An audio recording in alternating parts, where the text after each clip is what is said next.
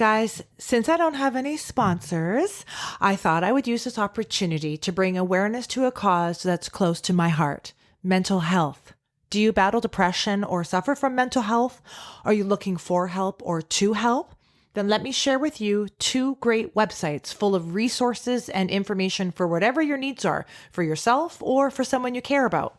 CallTimeMentalHealth.com is created by BC's motion picture industry unions, and healthlinkbc.ca/mental health, part of our BC medical system. No matter who you are or how you're feeling, you're not alone, and there is help out there. CallTimeMentalHealth.com and healthlinkbc.ca/mental health.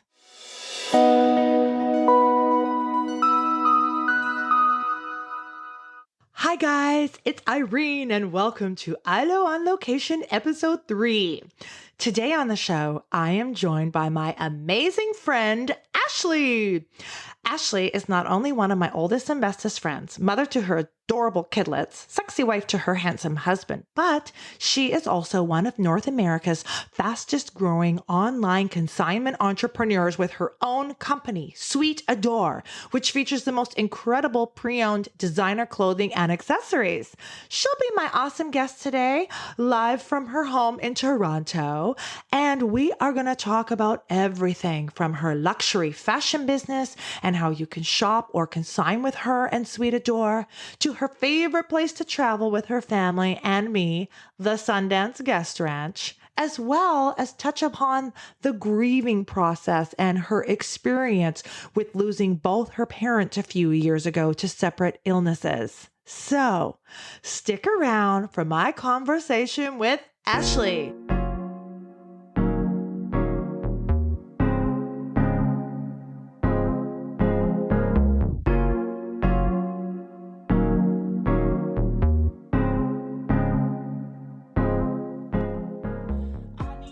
Welcome to the ILO on Location podcast. I'm your host, Irene Karras-Loper. That's ILO for short. And my podcast is all about having fun, connecting with your friends, and breaking shit down.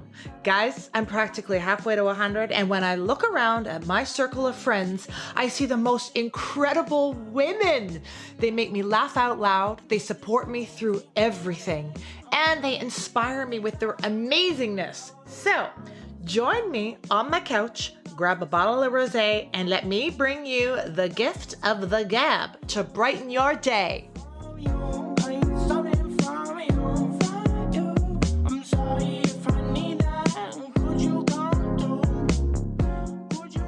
Hold on, sweets. Yeah, love it. Having the best time already.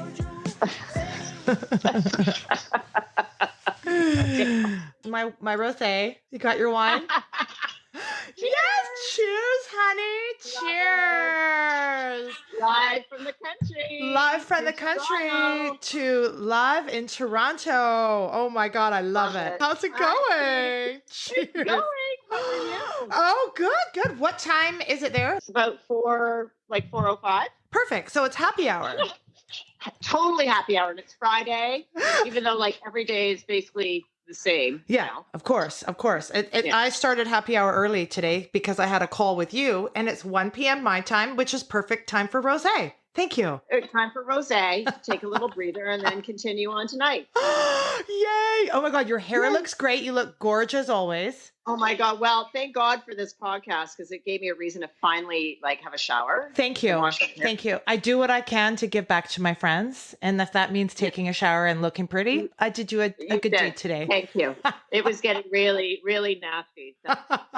Well, I'm sure you can tell our listeners, being the fashionista queen that you are, what your coronavirus at home wear is today. Why don't you describe it? You look fabulous already. Crisp white blouse. She's probably got on. You know what? Go. This is the first time I've been out of sweats or my pajamas in probably days, or workout gear. Oh days. my God. I'm not kidding. Oh, wow. Okay. I got dressed up for you. Yay. I've been loving your podcast, Irene, and I just have to say that I'm so happy you are finally doing this. It could not come at a better time. We all need you right now. Oh, bless you. That's why you're my best friends. I mean, I love that my listeners are all of my bestest friends. Wow, you got a long list. Oh, thanks, honey. You're easy to love. Oh, bless you. I'm having a ball because, of course, this has been on the list forever. And the timing could not be better with me having, it really couldn't. At home stay. And that one with Nicola, well, just only because, of course, I've known Nicola as long as I've known you. Yeah.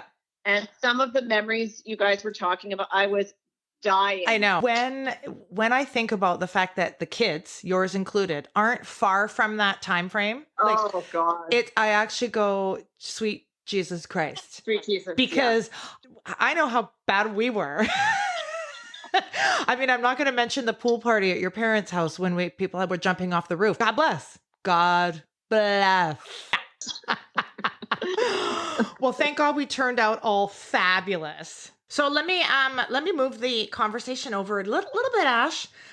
One thing I want to talk to you about today is your amazing online business.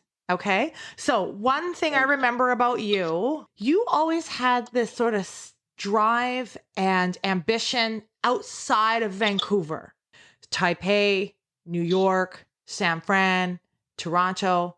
So I just want to touch base a little bit about what do you think it was that gave you this ambition or desire, because you have this amazing, successful online consignment luxury brand, marketplace. What was tickling at Ashley at a young age that got her inspired to head out of the city, out of her comfort zone? And I don't know, I don't know where that came from. It just was something that kind of, I guess, was always in me, that I always wanted to, as much as I love my hometown of Vancouver and I love my family and I have a pretty big family and as you know, and I love my friends, but I had always sort of wanted to have that experience of traveling or living, not just traveling, but living and working somewhere else. Yeah. And an opportunity presented itself to move to San Francisco. And I was working in, my career had started in advertising. I was in advertising. Mm-hmm. And so that I just went with it. Unfortunately, the timing wasn't fantastic because it was sort of coincided with the burst of the internet bubble. And the internet bubble sort of burst and the economy kind of faltered and companies were going out of business and people were getting laid off. And by that point, I'd been there for a year and thought, oh my gosh, I'm having so much fun. Like, I love this living away and working away experience. I don't want to go back home, but I was on a visa. And so I had to find somewhere else to go to. And so San Francisco was kind of decimated. No one was hiring. So I ended up transferring to the New York office, was there for almost, I think, 6 years. What was your experience like when you were in New York, in the hub, the center of everything, just a young woman, single? I mean, you really were what I like to call our version of Sex in the City. You were our Carrie Bradshaw, our Samantha, our Miranda, our Charlotte. You had the apartment on the Upper West Side. You had the high-paying job. You had the outfits. You had the happy hour. So much more glamorous. No, it was for us back home. It was really glamorous. But it was amazing. And because you were there with me for a couple months, right? I mean, we didn't live together, but it was so weird, huh? Where my apartment was on the Upper East Side, your uncle's place was only blocks from mine. Amazing. What a coincidence. Yeah, it really was. I remember those memories like they were yesterday. Like, I remember you and Michael came to my show, the showcase. I remember we went out. You took me to the rooftops. Like, I felt like I was Sex in the City, but there was no sex happening for me, of course. But yeah. Oh my God, those were such fun times. But yeah, no, New York was amazing. Like, for a young person who's got a career, I mean, there's no better place to be, really, right? For your career, it's the best. It was, I don't know, it was fabulous. Like, New York is everyone knows it's a big, bad city, and sometimes it can feel very lonely as a single person, but I loved it. It was some of the best times in my whole life to date. It was great. So let me ask you this. I remember when you were working in advertising, you always looked head to toe A-list. Your outfits, your fashion sense, your style. No, how did you get your fashion sense? Like, when did you know you had that sense of style and start being passionate about style, fashion, designer brands? Or do you even know? I I don't know. I think it's always sort of been there. Like I always loved clothes, like as a teenager, and I've always been into it. Right. I remember, like, when we graduated from high school, for example, like I Hmm. remember begging my mom, begging her for this white suit that I ended up wearing. I don't know. It was always like a thing for me. Like I always found it really fun. I loved clothes. I loved putting things to, I don't know.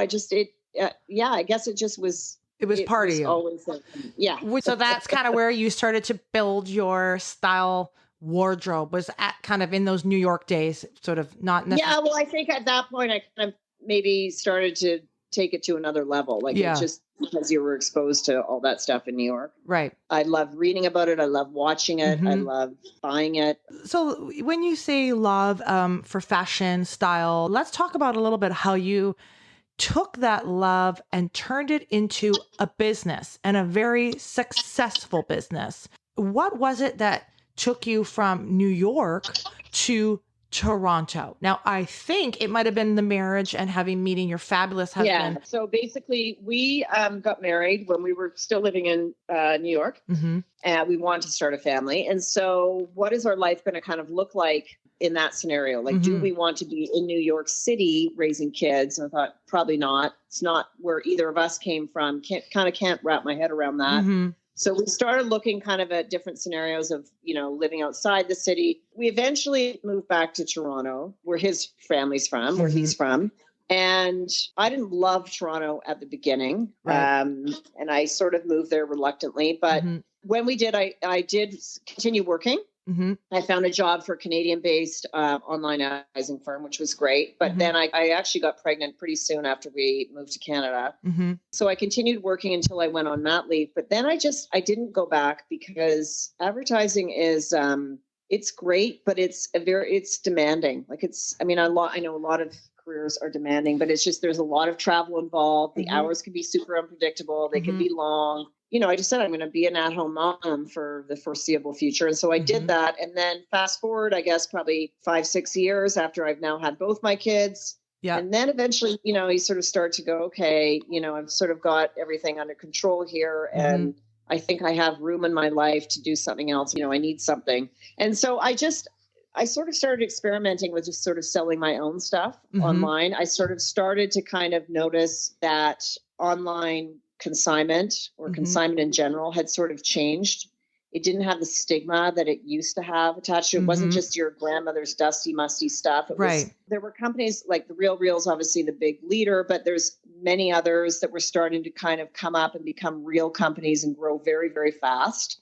And so the landscape of kind of consignment was changing rapidly. And I sort of thought, okay, well, from a Canadian standpoint, maybe there's an opportunity. There's not really an online consignment company based in Canada. So it just was one of those things that kind of organically grew. I'm still home based. It's been great. I am an online, my model is online, and then I kind of do a couple of pop-ups here in Toronto a year. And that's been a great combination. It's funny because just before this whole pandemic broke out, I made the decision that I think I actually want to open a physical store, which sort of sounds funny because it sounds sort of like I'm moving against the current because a lot of people are sort of saying it's the end of retail these days. But I think that actually in this case, it would do well. So I was starting to look at spaces and everything, and I was very close to actually signing a lease, and thank God I didn't, right? Oh, yeah. Before this whole thing Right. broke out. So now that's obviously all on pause, but that's sort of in a nutshell. So first of all, Ashley has a company online called Sweet Adore. Is that how you pronounce it? Sweet Adore. Yeah, and it's sweet like hotel suite. Hotel suite. SUITE. SUITE Adore, ADORE.com. So tell our listeners a little bit of how did you come up with the concept? We know now that your idea of online consignment resale was a new business that was happening in that bubble where the other companies started, and you decided to go with it and run with it. Tell us how you came up with the name. You know what? I actually had the help of someone who then came up with the name. And so the thought behind it was kind of like suite, like a collection Yes. of pieces that I love. Now, Right. and the sort of idea behind that is, when I go and I have someone that calls me up and says, hey, can I consign with you? I've got, a bunch of luxury, because I've just focused on sort of and luxury brands. Mm-hmm. I will go to someone's house and sort of set up an appointment, and I will still kind of go through all their stuff and I will choose the pieces that I think are special, beautiful, in great condition, and that will sell well. Right. Me, Ashley, has sort of think are great and, Right. and exceptional and special for whatever reason. Do you remember when your website first launched? Would you say it was a collection of your own personal items, or had you already had other women having items to consign with you? At that point, it was not really my stuff anymore. It was mainly, clients I started out with. So Ashley, you would put an ad on Craigslist, or like, how would you get a client? Like, for example, obviously today our listeners can go to your website and see how to consign with you and make money, a side income for the people that have a bag that they don't want a Gucci bag or a Chanel bag and make money off of the side little biz. But how did you get your first client? Like, what was your first big sale? I think it was really like word of mouth. And actually it's funny because it really truly was word of mouth. Through the social scene, like through you and Michael's sort of social scene, or? Certainly friends. Yep. I mean, I had a client who had a huge collection of Chanel, for example, because she just over the years had collected and was trying to kind of downsize, if you will. She moved into an apartment. She knew that she had to get rid of some of the stuff. She had a very sizable collection, and she came through my real estate agent. Like she was just a friend of a friend. Yeah. Sort of. So it was things like that. So it was really sort of word of mouth. And then I sort of started to more purposely work with people like Marlo, like stylists and personal shoppers who have a, collection of clients with big closets, and people who, spend a lot of money on clothes every year, and they just have a lot of volume. We're going to take a 30-second break. Ashley's going to fill her rosé. I'm going to fill my rosé. And at the moment, we're going to listen to one of Irene's sponsors. Guys, are you single and looking for love? Do you have that one fabulous friend who just can't find the right partner? Are you a senior who thinks it's too late to get back in the dating game but would really love to meet someone? Then I want to hear from you. ILO on Location presents Sundays on the Couch with Irene. Episodes dedicated to connecting singles with other singles. The best part is, I get to be your first date. Doesn't that sound like fun? Interested? Then head over to my website's contact page at www.irenecares.com/contact and send me an email telling me about you. I already know you're fabulous since you're listening. Could there be a podcast love connection out there? Absolutely. You never know who might be listening to you. Anyone and everyone is welcome, no matter who and what you're into. And if you want to keep your name a secret for our listeners, that's okay too. ILO on Location, connecting singles with other singles from the couch. Let me know when your rosé is full and you're back. Yeah.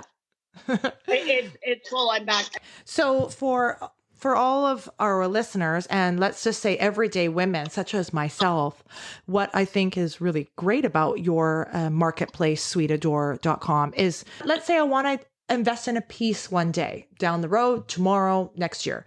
I could go to your website, pick a bag, and know that I'm going to get that bag in excellent quality condition that's almost new, but I'm not going to pay full price. I'm going to pay at least 40% to 50% off of the original market price, which of course... At least, yes. At least. Okay. Yeah.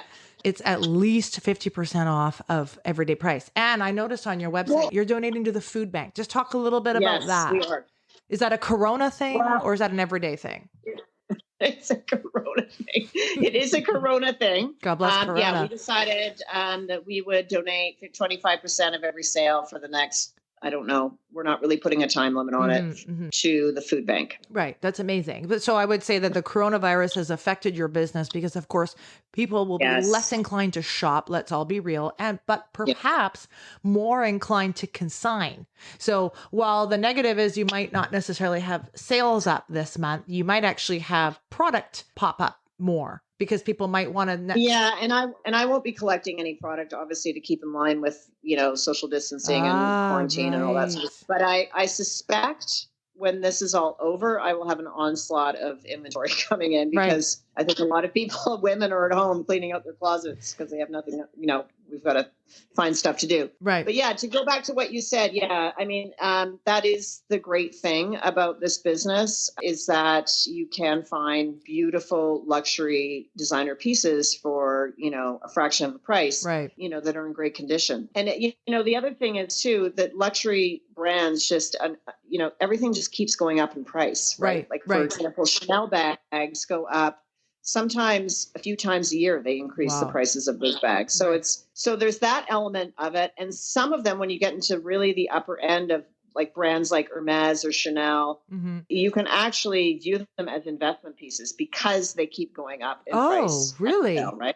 That you buy something now, it'll be almost worth what you paid for it years later. Right. So there is that. And then, of course, the other element of it, which makes it great, is the environmental aspect, right? This whole sort of circular economy, as they call it, because you're buying something at consignment instead of going to buy something that's brand new.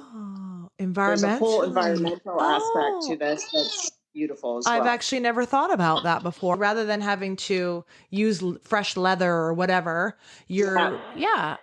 Oh, good one, Ash. Who told you that? Did you just always know that? Well, no, that's been a well sort of document. It's been out in the media. It's becoming more and more of a important aspect of this business. There's even designers like Stella McCartney who have gotten behind it, which is sort of a funny thing for them because obviously they want to sell their newest collections, right? But he has come out and has been a big proponent of consignment and the circular economy because every time you buy something, you don't buy something new versus buying something at consignment, you're saving what you said, the cost of like producing all those new materials and transporting them, right? So there's definitely a environmental advantageous aspect to it. Would you say that your business has also helped fulfill your own personal shopping sense? Like, what if you get a bag that you've had your eye on or a shoe? Everyone asks us. Yeah. Do you be like, girl,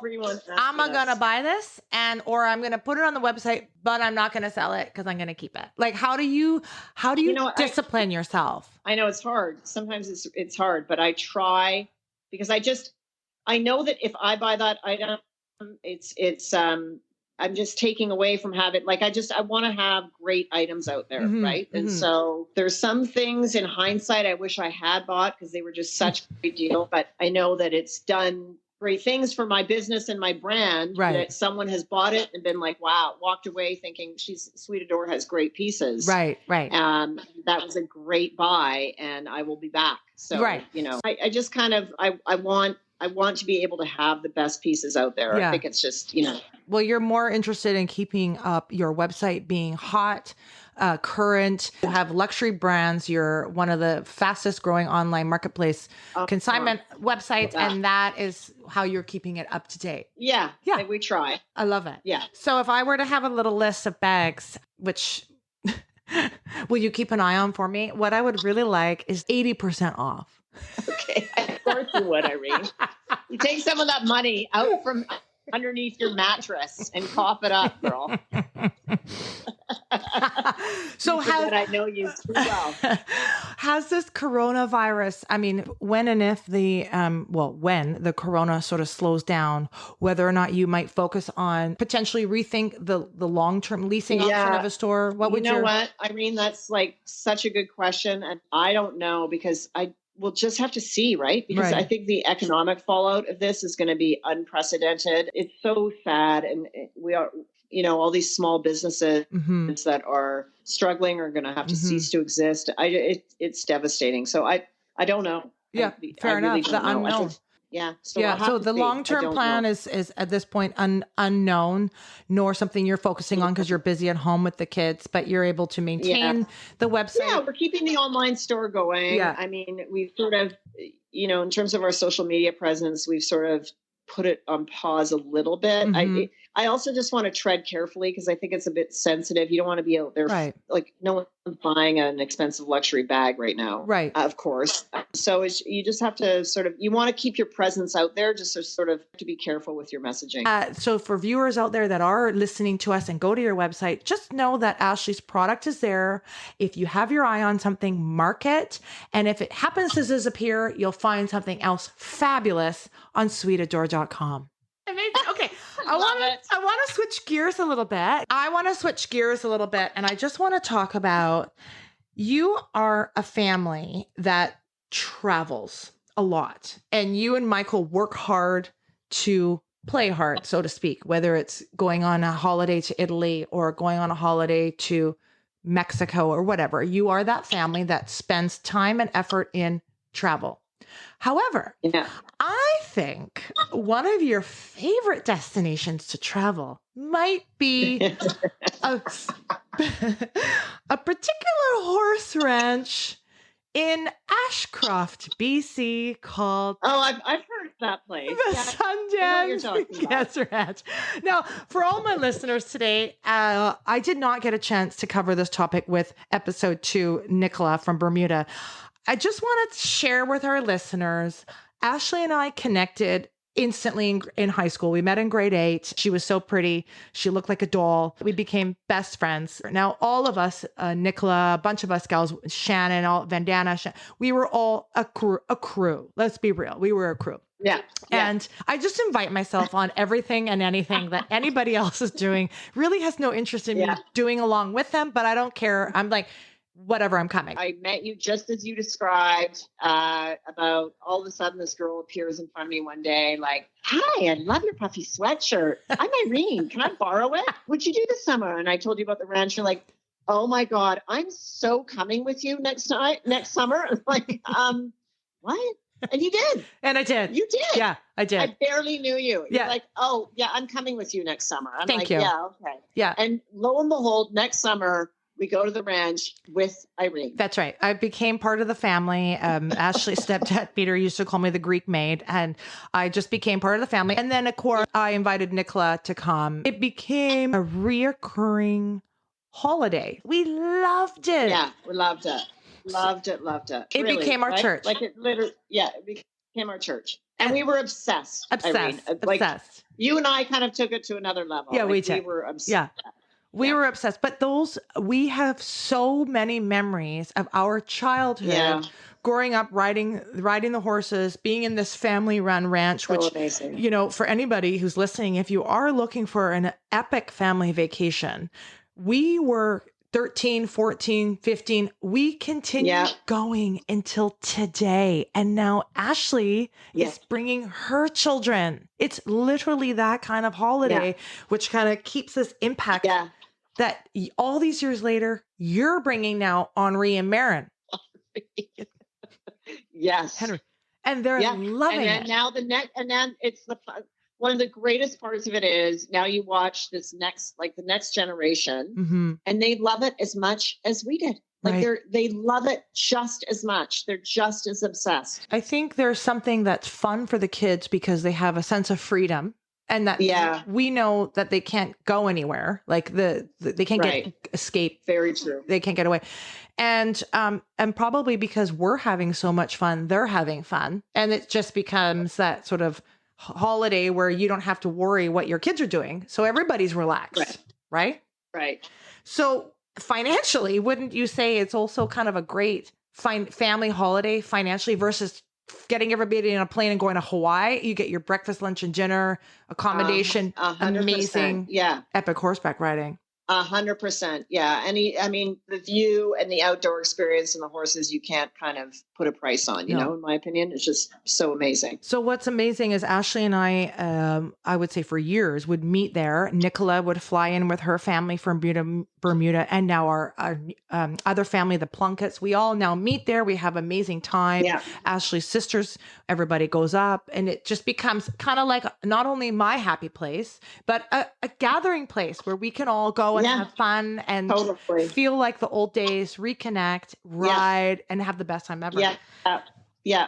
So for our viewers listening, if you're looking for a family vacation, again, this is when things settle because with social distancing, I can't imagine they're having any hospitality right now. The Sundance Guest Ranch is a place of making memories to this day because we are currently scheduled for Thanksgiving with the Plunkets this October 2020, which God You bet. bless you, coronavirus, whatever you do, just get better. So Ashley and I can get better so we can go to the ranch. Can be at the ranch. And I think Cynthia will love this free advertising. Oh, thanks, Cynthia. You know what? I'll send her my little podcast. It's funny because my fabulous agent, Alina Kirshner of Red Management, I was telling her about my podcast, which she thought was a great idea. And she says, we need to do an episode from the ranch. So Elena and her son go. And I was like, why have we never been up there at the same time? She's so A-list and such a queen. You would have met her at my wedding. So I asked her if she could come for Thanksgiving, but she has her family and she says her family would disown her if she came for Thanksgiving. You know what, Irene, if God willing, we make it there for this Thanksgiving as planned. Yes. And you and Lee, and we're doing an episode. Oh, we're doing an episode. Thanksgiving special. Yeah. We will do a round table from the Sundance Guest Ranch, and our husbands can just go to the saloon and drink. But anyways, I just feel like that place holds a special place in my heart because we grew up connecting there, and same with Nicola. But one thing that also the ranch I feel benefited us, I do credit it as well, is if you as a man wanted to date Ashley at the time McClellan and or Irene, which we all know didn't happen as much as Ashley and her dating, we would call the ranch for the men ranch worthy. If you could not come to the ranch and kill it, you could not be. You're out. You're out. Ashley was very serious about Michael Horowitze at the time, who we adore. God bless him. I remember Michael coming down to the corral in his jeans tucked into the cowboy boot. Michael, you need to untuck that denim. If you want to be ranch worthy and marry this woman and continue dating her, you better get your shit organized and know how to wear your cowboy boots. And it's a tuck out, not a tuck in. I saved your relationship. I do. Oh, I do. Because I'm the one that told him that. You can ask him that. I saved your relationship. Yeah, that is the funniest memory. I credit the ranch for so many things as we've discussed. Yeah, me too. I love how you describe it. It really is beyond special. Yeah. Like, honestly, it means so much to me. And I love our discussion around this. Amazing. I'm having the best time. I've got a little bit of a buzz. Do you have a little bit of a buzz? I think I've taken my threshold to another level. So no, not yet. Okay. Through this thing. I'm fine. Yeah, I'm good. Okay, fair enough. Well, I'm a bit bigger lightweight than you. Oh. I want to shift gears one more time to another topic of conversation, which I feel you might have a little more experience dealing and talking about grief. You are my only friend that has had to handle a loss of not one parent, but two parents. And I just thought, is there something about your experience, whether it's with both parent or one parent, that you can talk about a little bit? And then I have some general questions because the whole topic of death, I just feel is not discussed and talked about in preparation for death, what happens when it's not. And just spend a little bit of time talking on your experiences. And then I have some more focused questions. I mean, my mom and dad passed. My mom was in 2014. My dad was in 2015, and they were divorced, but they, almost to the exact year after, my mom died, my dad died. So it was a massive double whammy. Neither of them were unexpected. I mean, my mom unfortunately had Alzheimer's and my dad had cancer. So it just was, obviously a very, very tough time. But as I said, we knew both were coming. Death is not something that I have ever been comfortable with, that I've always shied away from, that always scared the shit out of me, especially with my parents. And, it just, I guess in a sense, it's a natural order of things that your parents go before you, right? But that doesn't really mean anything when it happens, especially when my mom was only 70, my dad was only 72. And to me, that's still too early. And yeah, I mean, you're not prepared for something like that. It knocks you on your ass. Grief is it's so overwhelming. And I found that it came in waves for me after, sort of the initial drama of it wore off. Like it went, and I found that you just had to sort of, as it came, you had to kind of go with it. Right.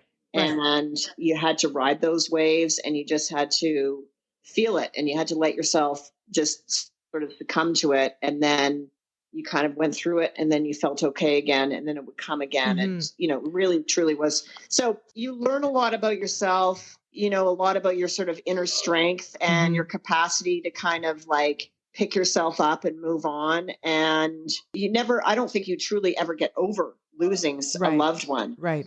As you have experienced as well. Yes. But time does heal, as they say, and it gets a little bit easier. I mean, it is a great teacher, and you hopefully become a stronger person because of it. Not to sound cliche, but you do. You definitely do. And I think when you're faced with something like we're going through right now, it's not the same as losing somebody, obviously, but it's a very, very difficult time. Right. You feel a little bit more poised and ready. You're like, you know what? I've already been through tough, serious shit. Right. So I should be sort of conditioned for something like this. Right. I would have to agree with you on that, that when you suffer a severe trauma, grief, something that is so awful and heartbreaking, you kind of go through life and see things a tad bit differently. Change your perspective, I think, on life in general and the day to day. And when things come at you that are harsh or big items, coronavirus or loss of a job or financially, you look at them a little differently because you've already been through something so horrible and heartbreaking. It come out stronger in a weird way. No, for sure. I mean, perspective is definitely a huge part of going through a trauma like that, for sure. You definitely change your perspective, and you should, that should be sort of an outcome of it. And you do learn stuff about yourself. You do become a stronger person. You do gain perspective on life in general. And hopefully you come out of it wanting to either be a better person or help others or bring awareness to something like you have been doing in the wake of your nephew's death. I think there's something in regards to death itself, whether it's expected or unexpected. The one thing I know I can take away and my family can take away is no matter what, Ryan knew he was loved. To the second that he chose to leave this earth, there's no regret in anything, last words. There's no unsaid energy every day. And I mean this in my own family with mom and dad, my sister, my closest friend. Every day, no matter, God forbid what happened, is that I know I love you, and I know you love me. And that goes with my mom and my dad. I think that's a very lucky and fortunate position for us to live in, whether or not you got the chance to say goodbye to your parents and hold their hands as they pass to the next world. And, or in my case, knowing the last time I saw Ryan was with a hug and Auntie loves you. And so I'm grateful for that. You're absolutely right. I mean, unfortunately with my mom, just the nature of the disease that she suffered from, she didn't really know. I always sort of hope that some level of her consciousness, because we would sit and of course hold her hand and told her how much we loved her and talked to her to the very end. But I'm hoping that some level of her being absorbed that. But with my dad, because he had cancer, obviously his mental faculties were still in check. And it's funny because leading up to the time that he passed, I really did have an opportunity. I had, as you know, sort of my parents were divorced and have the greatest relationship with my dad during my teen years. It got a lot better into my 20s and onward. But there still was sort of some unresolved stuff. And I was able to kind of have some real heart-to-hearts with him. And so you're right. I'm very, very grateful for that. And I feel very lucky and fortunate to have been able to do that. Right. So I think that's, I remember you telling me that, and I think that's a gift. It's a gift. Yeah, it is a gift. Really and is. I think you're absolutely right that whether my mom knew it or not, and Ryan and my dad, they all knew that they were very, very loved. And that is so comforting. Right. To know. Thank you. Thank you for sharing that. And thank you for being open to discuss that, because of course, it's bringing up old memories or trauma or pain, but also I just think it's important to talk about, because death in itself, like, nobody wants to talk about death in general. And I'm certainly not always interested in talking about it, but there's a business side to death. There's a wrap up and paperwork side to death. There's estate planning. There's transitions of assets. It is busy. Death is busy. It's busy. It's a big business. And I know for me, it's huge. Before, lost our beautiful Ryan, I lost a friend to heart failure, our very good friend, Harlan. Yeah. And God bless him, Harlan. We'll talk about him on other episodes to come. But what I found was so eye-opening and helpful for me was it's what happens when someone dies and what the people who are still living have to deal with. That if you have certain things in place, can just make it easier. And if anybody, any age, myself included, have certain things in place, whether it's a death binder, which I have a death binder now, which is about 5 inches thick, that has everything from passwords to my online banking to my Instagram. It has accounts where my retirement savings are, where my mortgage is at. It is a contact list. It has people who are important to me. I have a binder, God forbid, anything were to happen to me unexpectedly. Wow. Thank you. We're going to do a whole episode on that. A death binder. It's called a death binder, but what it is it makes it easier for your loved ones when this and if it were to happen, something to help them. Like your mom and your dad with all their homes and their finances and their email accounts. It's so much hard, or to what their wishes were with their remains and stuff like that. Well, at the very least, everyone should have a will. Right? Like everyone needs, especially parents, if you have a family and kids, you need to have a will. Right. And it's like, it's not a comfortable thing to go through. Mm-mm. It sucks. It's not a pleasant experience, but you have to do it. Yeah, you have to be responsible. And you're absolutely right. A death binder is taking it to another level. It is. But, I may have gone. God bless you. And you could probably start a business. I was not the person to invent the death binder. I read an article how often the experience of death. Of course, you're mourning and sad that you lose your loved one, but sometimes half of the battle is just dealing with all the crap, like the paperwork and all that. Anyways. Well, and honestly, in all truthfulness, I definitely have thought of that. And I probably will now establish a death binder, as like horrible as that sounds. You got to come up with another name. But, thank you. But I have thought of that. Like I thought, like just with having 2 kids and kind of doing kind of the more like day-to-day paying of bills and signing kids up for stuff and knowing where their birth certificates are. Like it's all these little things. If I were to, God forbid, like get run over by a car tomorrow, like, I don't know, Michael wouldn't know what the hell to do. That's right. So it's funny. I've thought about that many times and thought I should write all this stuff down somewhere. So, again, hence why I was just sold me, Irene. There you go. Just to talk, whether it's a file cabinet in the office or an email on Dropbox or something. Completely agree with you.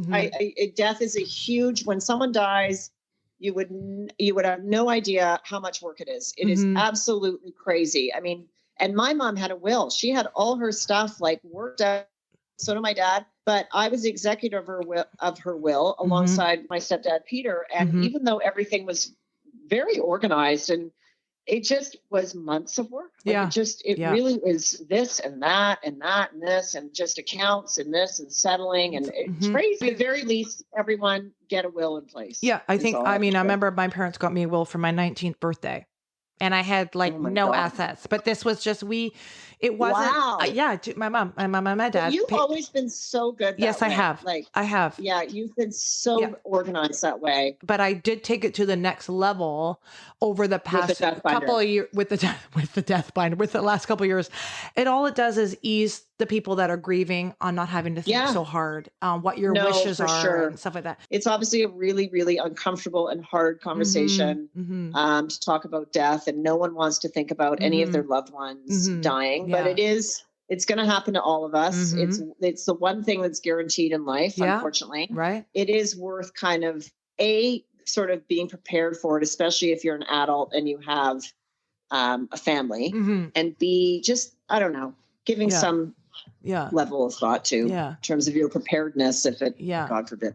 But anyway. Yeah, and God forbid. Well, again, my general podcast is about connecting with your friends and talking about things that you find are important or sharing old memories. But maybe if somebody is listening today that's a parent or a wife or a daughter or a son, they'll go, hey, you know what? I should check in with my spouse or my parent and just have that conversation now and go, yeah, shit, why I don't have a will set up, or what do I want? God forbid I should pass. What would I want my spouse or friends to do, like just to take away, think about it, and maybe make a step so that God forbid anything does happen, those that are taking care of it will have an easier time and it might not be as traumatizing. Anyways, no, that was all. I just was curious about that topic and just thought we could touch on it. So I'm so glad we did. Ash. Yeah. This is where we're going to say goodbye to our listeners. Fabulous. Howard Stern, watch out. You were a fabulous interviewer. Thanks, honey. And that's my conversation with Ashley. Thank you for listening, and thank you to the amazing Ashley Horowitze of Sweet Adore for joining me today from her home in Toronto. You can visit Ashley's luxury online marketplace at sweetadore.com and at Sweet Adore on Instagram. That's spelled SUITEADORE, Sweet Adore. I hope we made you smile, and I hope you heard something positive from our chat today, whether it's treating yourself to a fabulous consigned handbag or shoe, or hearing something helpful in regards to the grieving process and opening up the conversation to the topic of death, or looking into a future trip with family and friends to the fabulous Sundance Guest Ranch, also known as my happy place. Join me again next time on ILO on Location with my special guest and Mamma Mia co-star, the talented and fabulous Kathy Wilmot.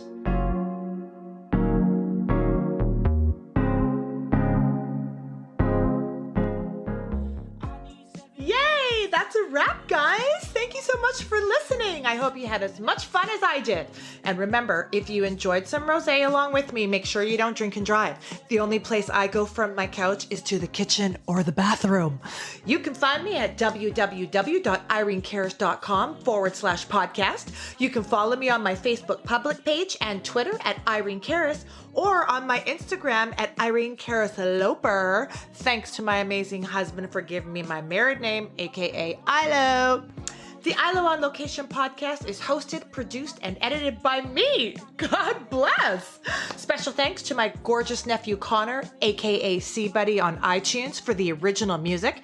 And thank you to my puppy Charlotte for being my most loyal listener and adding her 2 cents barking in the background. Join me again next time as I gab away with another one of my fabulous friends. Honey, if you got me red-handed, banging on the bathroom floor. Honey, if you got me